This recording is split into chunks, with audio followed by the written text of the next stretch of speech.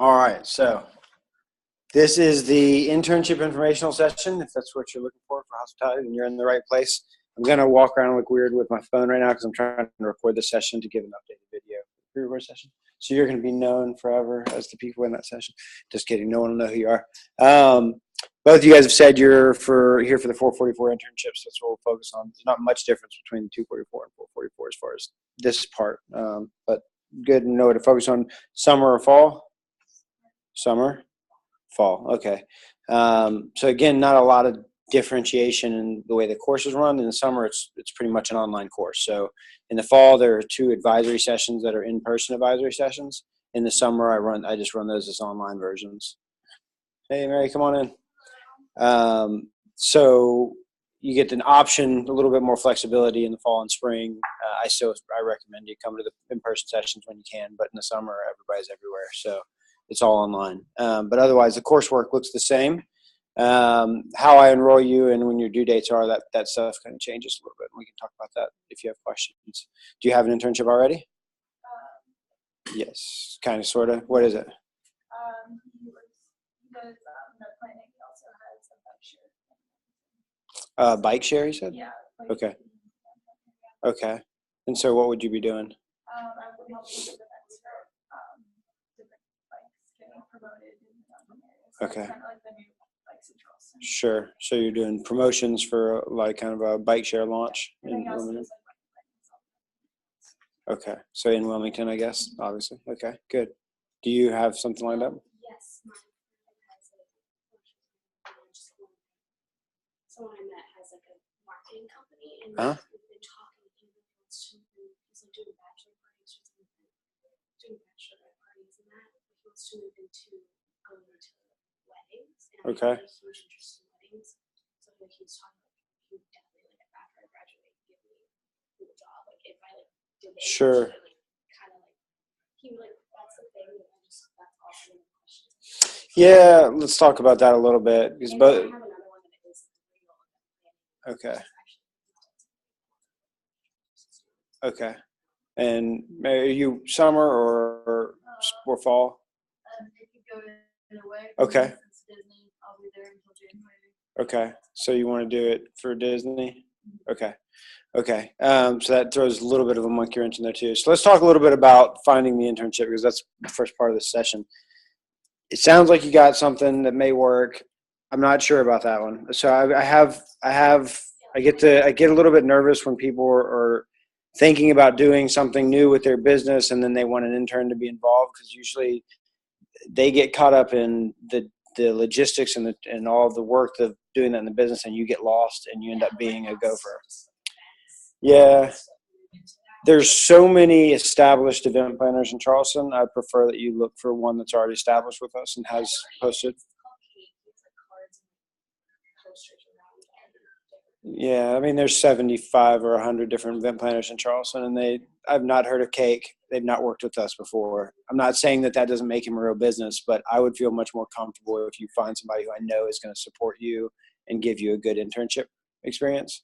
3 of the internships that have soured, and they all happened this year, were all students bringing me an internship host that I didn't know, and that internship host didn't know how to host an intern.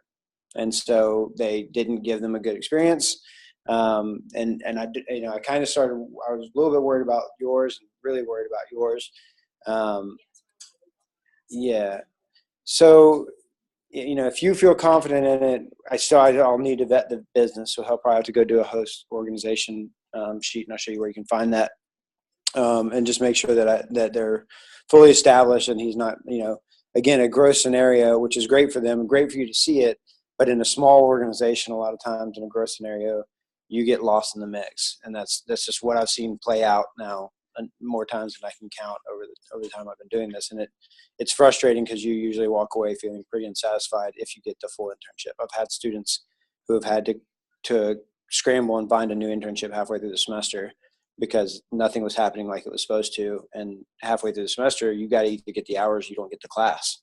So this is a course and you have requirements. And if you don't get those required hours or they're not getting the experience, the learning that you're supposed to, it just can really screw you up. So not to be a Debbie Downer. I don't want to like say no to something if you really feel like it's got growth potential and it's the thing, but I probably will vet it a little bit more strenuously than I would something that I already know about. And I'll encourage you to look at some of the other resources to see what's available. I got, I get posts every day, probably from now until midsummer, about summer internships. Most of them are paid. We do take paid or unpaid internships, so we allow either. We try to get paid as much as we can, so we're just over 50% in our in the number of internships we have that are paid versus unpaid. So we're 51.49, whatever. During the full year, in the summer, it's more like 75%. So that percentage goes up because they obviously know they need to pay you more to get you to do an internship over the summer. There's lots of opportunities in the events field in the summer that would probably maybe some of them that would pay really pretty decently.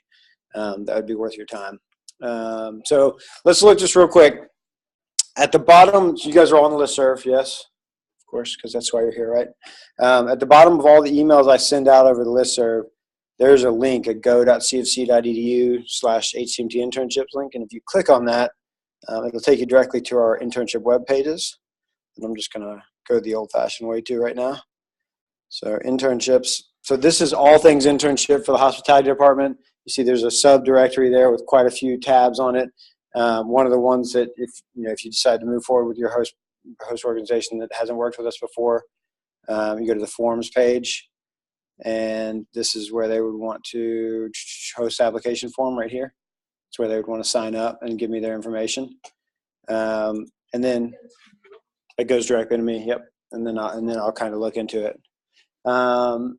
So then that has to happen. If I've never talked to them, if they've never hosted an intern before, then that probably has to happen before that we can sign off on yours. And so for you guys, then this is where we really need to focus, because I want y'all to know this resource is yours. The listserv sends out emails, which you get, but it also archives everything that goes out over it. So this link is under the tips for finding an internship page. And if you click on this link, you go to this page, which is the listserv archive. You have to sign up, log in, here at the top, using your CFC ID, your CFC credentials. I'm already logged in.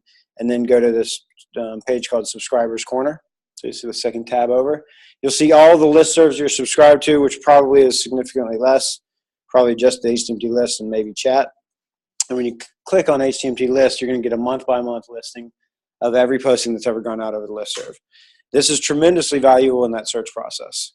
So if you were looking in Wilmington, you could type in, the search feature works to some degree.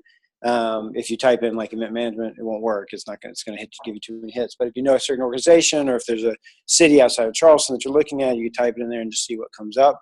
You can see what kind of internships have been done there in the past. I don't remember any recently in Wilmington. So if that's where you want to be, then it sounds like you probably just need to figure out how to vet your current host.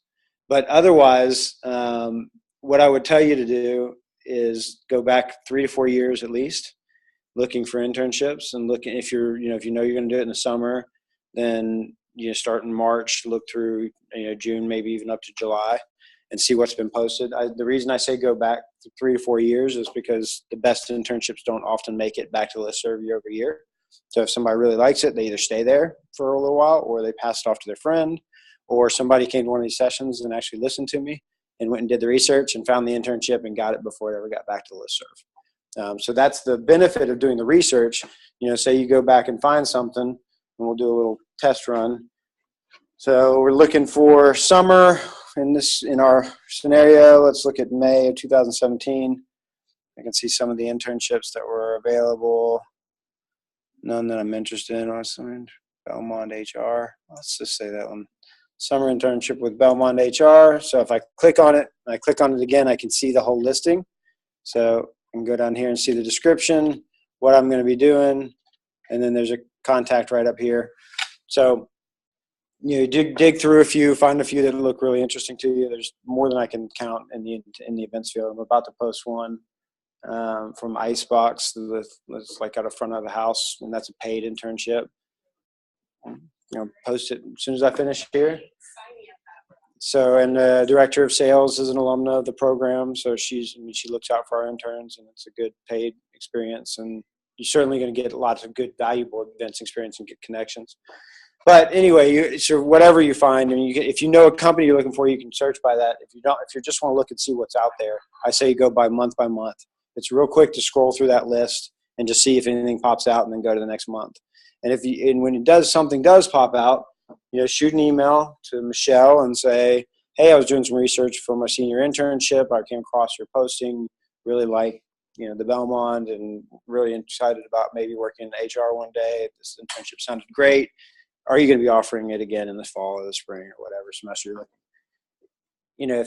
If they're going to be offering it, or even if they're thinking about offering it and you're approaching them, the likelihood that they're going to give you, one, that you're going to be at the top of the stack because you're showing interest and you're proactive, and then that they're going to give you the internship without having to go do the work is pretty high.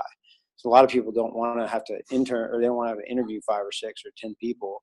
And so that sometimes inhibits them from actually posting. So if you're reaching out and saying, I want it, it kind of makes it a no-brainer for the organization. So, and if the reverse is true and they're not going to post it, or they've already filled it, they're not going to be mean about it. So they're just going to say, sorry, we've already got somebody. No big deal. Move on to the next posting. You got 1,000 others.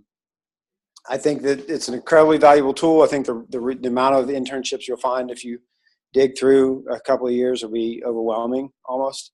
And if you're looking specifically for paid events internships, it'll narrow it down quite a bit, but you could probably find quite a few of those as well. So I would encourage you to check that out before you narrow down to the guy you're acquainted with that's starting the business, just to see, and then keep an eye out for more stuff that's coming. You'll see a lot of the summer ones are coming out pretty soon. And quite a few of them, like I said, are going to be paid. So that's always good. Good. Any questions? I know you're at Disney, so you're out that solid. You could still use this. This is still a great resource in your senior year when you're graduating, because you can see who's recruited with us, what kind of jobs we posted before. If somebody's offering you a job, you can go look at their organization, see what they've had open with us before, and if there's enough movement there for you, that kind of thing. So it's just a really valuable resource. You guys are paying for it. I always encourage everybody to use it. So once you have the internship, wherever you find it, whichever one you find, let's go back a couple. What did we look at? May. There's much better. Summer internship in Amsterdam. Come on, the Ripple Effect. That's a nonprofit. Sports and event marketing management. Photography marketing internship. Phase 3 is marketing. So, yeah, a lot of good stuff. There's a corporate restaurant in there. A lot of good stuff. That's just a couple months, right? So you can find a lot of good things. Once you find what you want, you get the offer and you get the internship. That's when you start the enrollment process. So you can't really do much before that. You can go into the system and start putting information in, but it won't get you very far. So there's not really any reason to waste your time. So going back to our web pages, once you find that internship, you go to the next page, right? Enrollment process. And this is going to give you a little short checklist. You're doing that now. You've met with me. You've gone and found the internship. You can either click on the Apply Now button, or this is the straight link to the portal. So either one will take you to where you need to go. When you click on one of those, you're going to go over here. And just before I go that, I'm going to reference this later. There's a page here called Learning Contract. So we're going to spend a lot of time talking about the learning contract. I just want to point back to this. There's a link from inside the system. This describes why you're filling out a learning contract, and this is kind of the word that I think sums it up. This contract is meant to keep you from becoming a gopher for an organization. We want to make sure your internship time is spent valuable and spent teaching you something and for you getting something really good out of it, whether you're paid or not paid, especially if you're not paid. And so the way to get that done is with your input and with our input and with your supervisor's approval and acknowledgement. So I want you to think about what you want out of the internship, and I want that to be clearly stated through the use of the learning contract. And we'll talk about that here in a minute. But I'm not going to read this whole thing through for you. It does give you some hints on kind of how to write activities and what the learning goals are. So if you wanted to kind of do some background research before you start this process, you could certainly do that. When you click that link, that Apply Now link, you're going to go into this page. This is the home page of the portal. So the first time you go in here, you're going to have to sign up because it doesn't know who you are yet. Sign up using your CFC ID, but your password can be completely separate. It's not synced with the CFC password, so you won't have a login before that. Make it whatever is easiest for you to remember. You will need it all the way through the internship. Once you've signed up, then you can sign in. I'm not going to do it because I've already kind of got this set up. But when you sign in, it'll look kind of like this. So you'll see a portal. Your name would be up at the top, which I'm not going to worry about that. And then you will see you'll see a button that says applications and then view applications. You won't see this because this is somebody's application that started. But for your purposes, you'll click on that button. You'll see what's offered through this portal, which is quite a few things for the school of business. Any guesses on which one you want to link for us? Yes.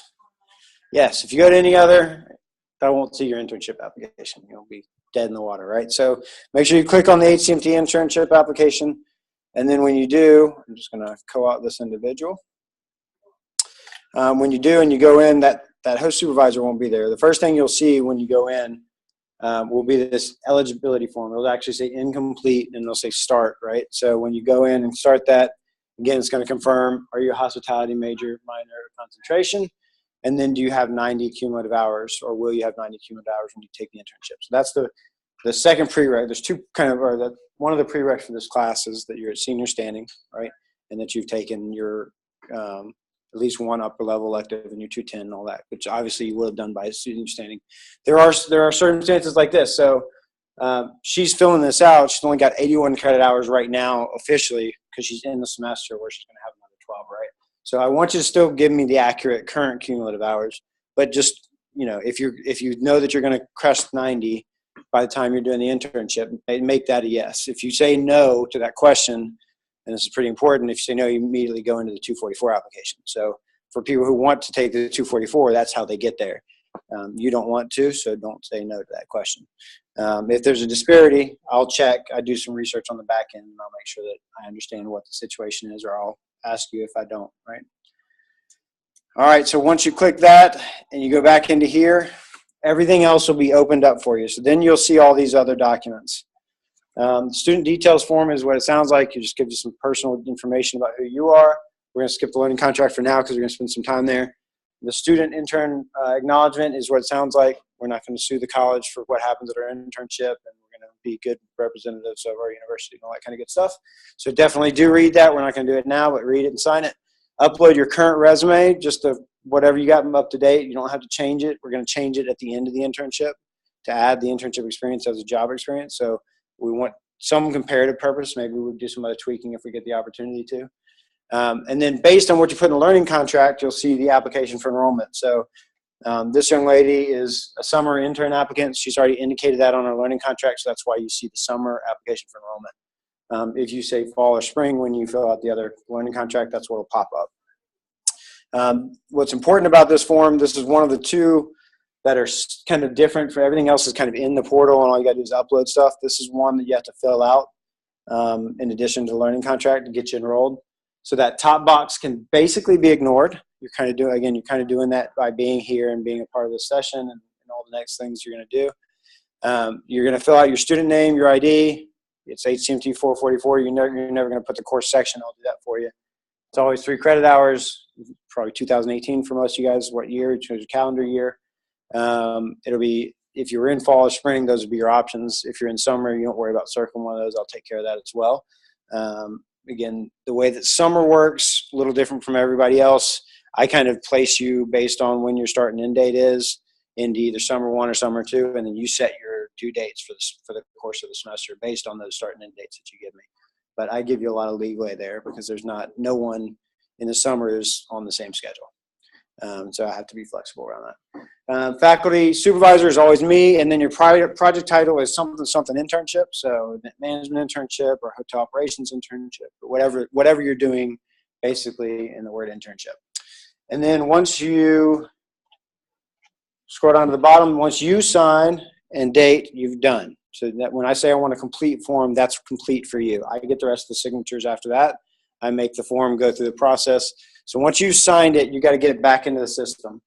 So if you saw here, there's a link to the document, but then there's this complete would normally be incomplete, right? Incomplete, and it would be a Dropbox. So you click into there, and you would upload this document, the completed document in there. If you have a scanner, that's the easiest way. If you don't, there's an app called Cam Scanner that's free that you can use.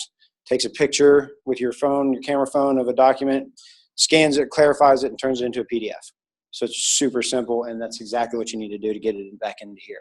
So if you don't have a scanner, I would suggest using that app. I kind of mentioned it there as well. And then you've done everything except for the learning contract. So let's go talk about the learning contract. The learning contract, like I said, is kind of your opportunity to put something into this and have an opinion about your internship. So initially, the documentation, the information that's collecting is about your internship location, your supervisor's information.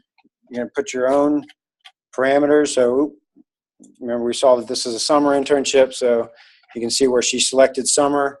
That's where, if you selected fall, you get a different form. She's got her role and what she's doing, and then her start and end dates here. So you want to try to be as accurate as you can on your start and end dates. You want to try to be thoughtful about those, especially if you're doing it during regular semester, because your supervisor is going to approve of this. I'm going to approve of this, and those are going to be the dates I hold you to. So the question I get all the time as well, it's a 120-hour requirement, which it is. So it's 10 hours a week during the semester or more.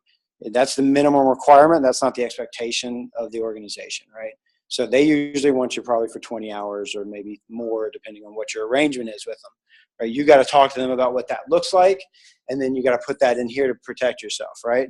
So she's doing it over the summer. She's working almost 50 hours a week. But she's only doing it in 2 months. That's fine. So there's a parameter. She fits within the 120 hours, not a problem. That doesn't mean when she hits 120 hours and 2.5 weeks into the internship that she stops doing the work of the internship, right? So people are always like, oh, well, I hit my 120. I'm going to stop journaling. That's not how it works. I go by the dates you gave me up here. So if you tell me you're going to end in the end of June, if she says, instead of the end of July, I'm going to end at the end of June, that's when I'm going to expect her last journal entry. So just make sure you're thoughtful of that. It's especially important in spring, which I don't think any of you guys are looking at.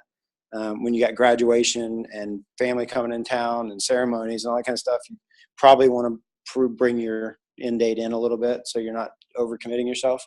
But just be thoughtful. All these other parameters are really for us to kind of track. The anticipated hours do work in your favor just to capture that, again, to keep yourself from boundary creep from your supervisor. Like, hey, you're doing a great job. Now we could really use you for 40 hours a week.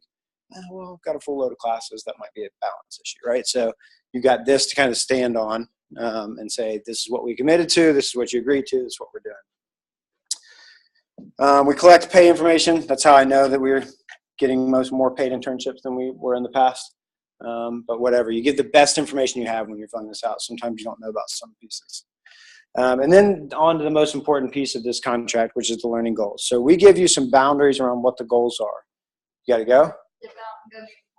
All right. You need to read about the learning goals before you enroll. So,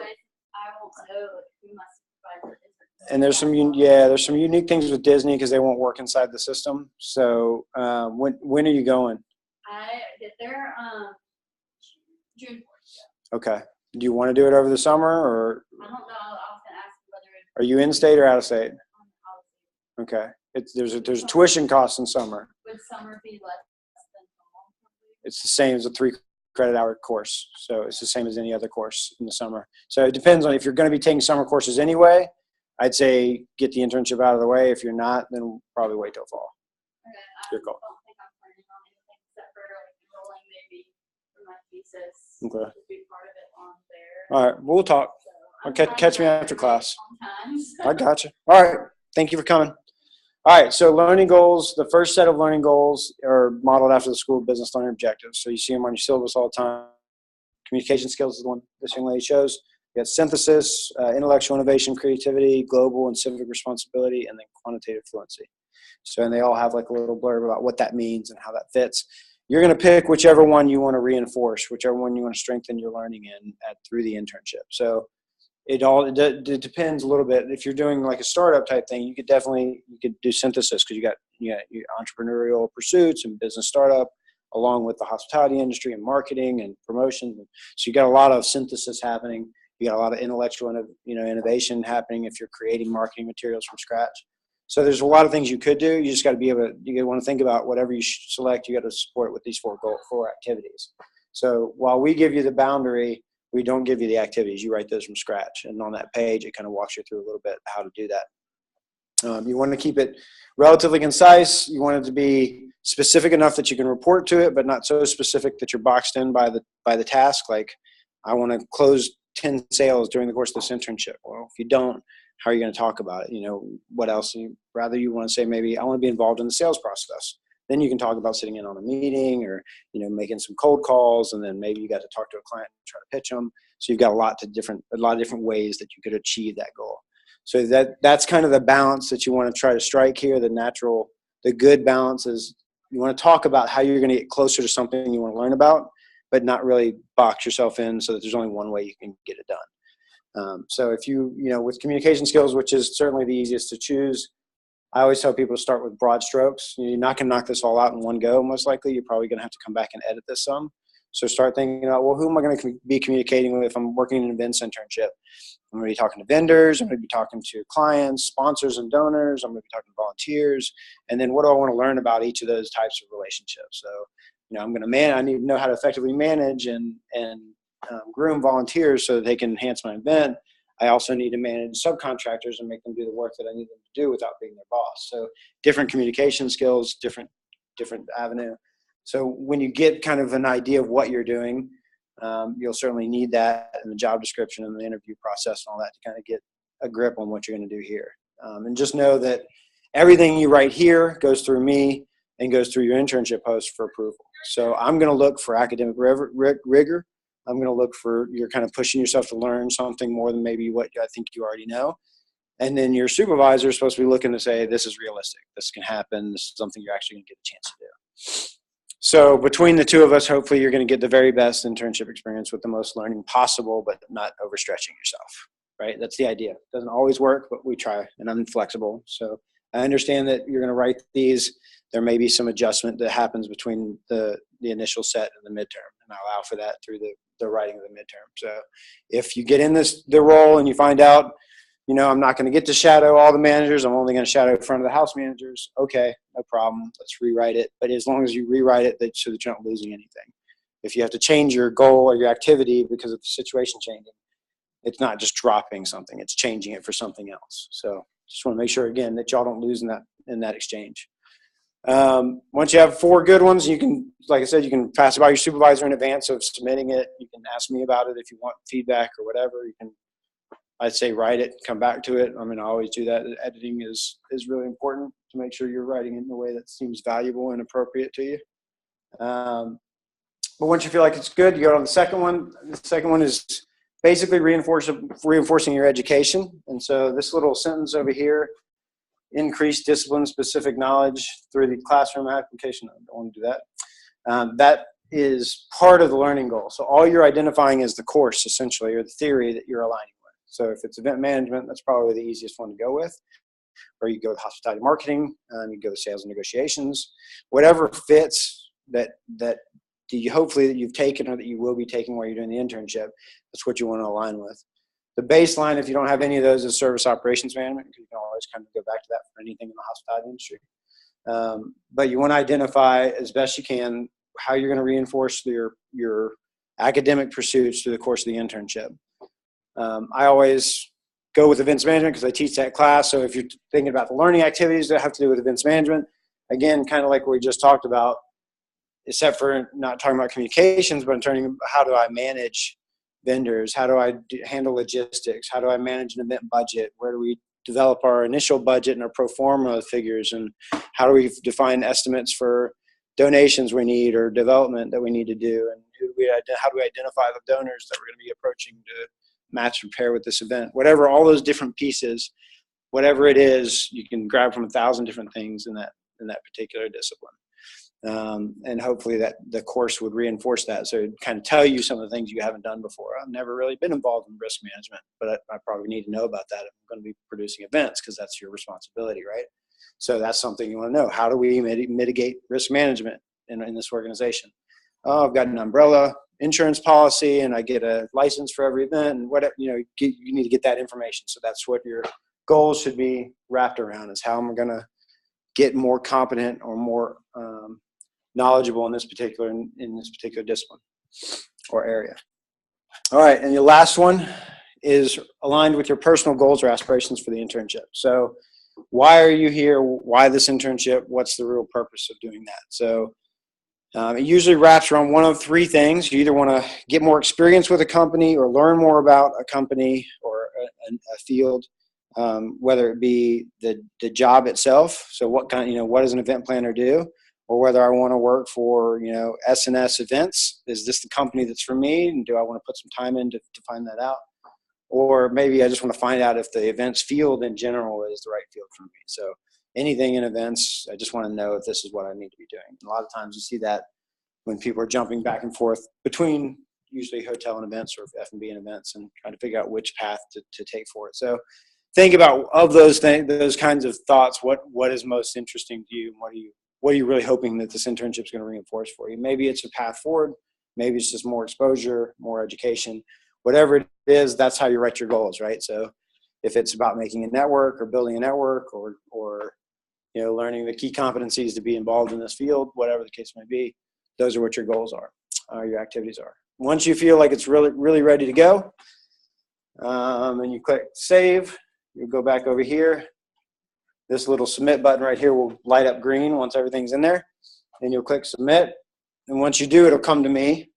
So I will get an email saying you submitted your internship paperwork. I'll look it over. As long as I feel good about it, I'll approve it and kick it back to you and say, good, now enter your direct supervisor's information. So sometimes between when you're working on the learning contract and when you actually get into the internship, that person's different. It's either an HR rep versus the actual supervisor, or somebody switched while you were getting things done. So I do ask that you reconfirm that. The system asks that you log back in. When you get that notice, you'll say your internship has been approved. Go back in, enter your internship or your host information. You'll see this tab now when you log back in, and it'll say, instead of pending, it'll say incomplete. Fill out that information, contact information, hit save. It sends an email automatically to your supervisor, tells them to log into our system, approve your learning contract. That all happens behind the scenes. So once you enter your host supervisor information that second time, it's the last thing you're doing for your registration process. The rest you're just waiting for the people to act. So, but you kind of watch it. That'll go from pending to complete when your supervisor does what they're supposed to, and you'll get a little email saying your supervisor's approved of your learning contract. It's moving down the road. It'll come back to me. I'll submit it over to the registrar, and then I'll shoot you out an email saying you're going to be registered for the class anytime now. Here's what you need to know. And that email has a lot of very valuable information, including how to set up your journal archive and how to access our resources online and all that kind of good stuff. And then provided there's no holds on your transcript or anything like that, you'll see the class pop up on the back end of your schedule. So it'll automatically register. If you're doing it in the summer, they'll probably contact you. If you do it too much later than now, they'll contact you and want tuition before they'll register you. But I think you still have a little while longer to get it in before that. That's pretty much it. The coursework itself, there's a weekly journal. There's a template that you kind of complete on a weekly basis. You put those in Google Drive. That's the archive. So it's basically just a Google Drive folder that you share with me.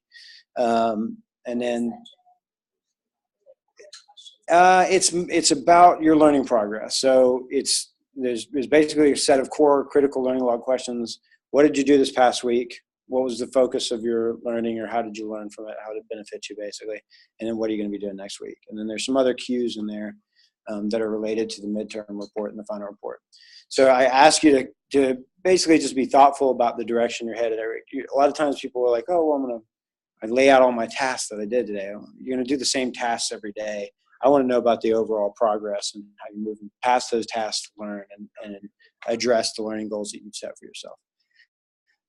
So there's a couple, I'll give you a rubric and all that kind of stuff. There's a couple things I grade on. Basically consistency, how well you're keeping up with it, and whether you're actually putting thought into what you're putting into it, is the two grading components of the journal.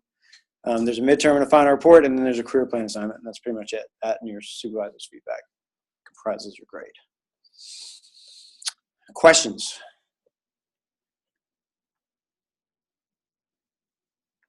Oh, no questions.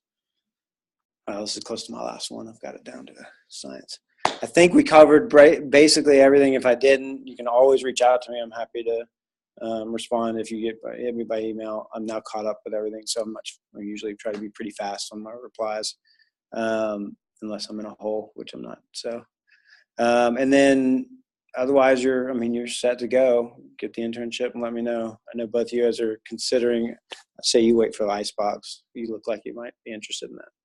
Yeah, I'm really, I'm into events, like big parties. Mm-hmm. Yeah, I mean, there's a lot of wedding planners in Charleston, but there's a lot of event companies that do all different kinds of events. I think you'd be better served working, multiple types of events so you can get a pulse on what's interesting to you. Okay.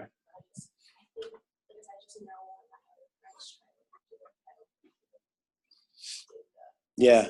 Well, no one else. This is a new tool. I've done the supervisor evaluations or been a part of the grade since before I got here. So but not always are supervisors really responsive. They haven't been in the past. This system kind of holds them accountable because it sends constant reminders until they do what they're supposed to, and it sends them to you telling them that they're not doing what they're supposed to, so you can harass them as well. So it's really hard for them not to do it now.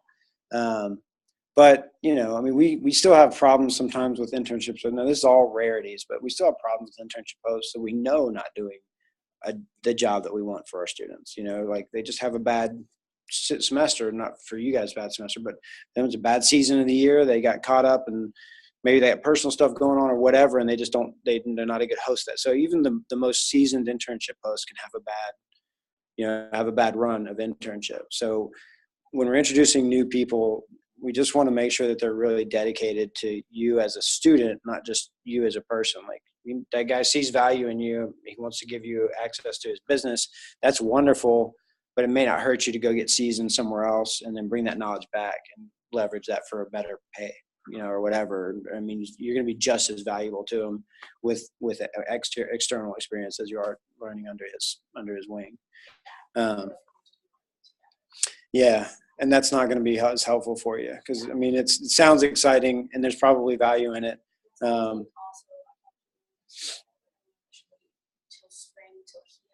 Right. Till he gets going and until you can come back and say, well, this is how, this company that kind of does it. You can help him organize and you're bringing something to the picture. And if it really does start picking up and you take over, you're standing on your own legs. You're not just building off of the experience he gives you. This other one I was thinking of, this event company, they have a lot of different, they do a lot of different concerts and events, but their main one that I know that they want an intern for is their big New Year's party. So how would that date work out since it's I would be finished with Yeah, you'd be working up until the date of the party. I mean, your internship would end early December, and you'd miss a lot. Yeah, I mean, either that or you'd have to, if you didn't feel like you got substantially enough work done, then you'd take it in the fall, and then we'd give you an incomplete, and you'd basically finish it up over the holiday and come back, and at the beginning of spring, give me the final report or whatever that includes that last event. There's enough in the planning cycle to probably keep you busy and get you hours that would at least get you midway through during the fall semester. Yeah. Is that Intrigue? They do a Halloween thing. No. Okay. Yeah. I mean, it's a robust industry here, the events industry, and there's, everything under the sun from entertainment to service providers to. Sure. We've had everybody from the back of the house, the front of the house to the corporate.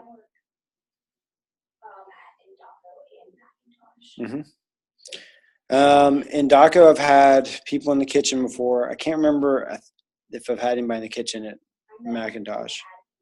Okay.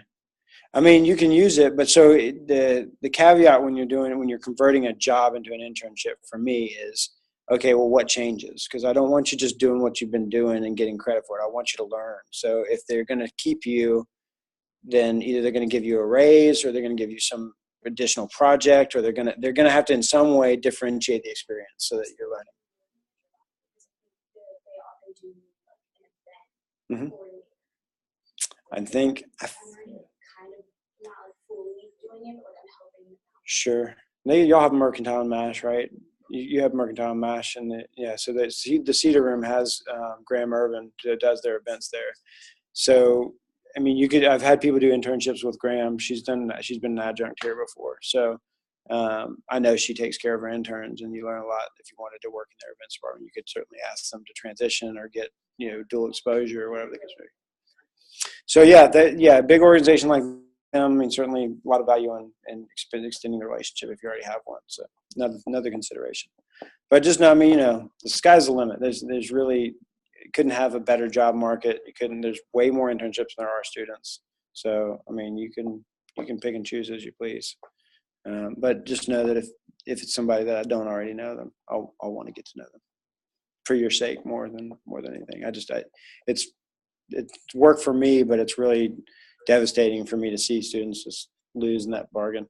Hey, y'all here for the next session? Yes. All right. Any other questions? Yeah,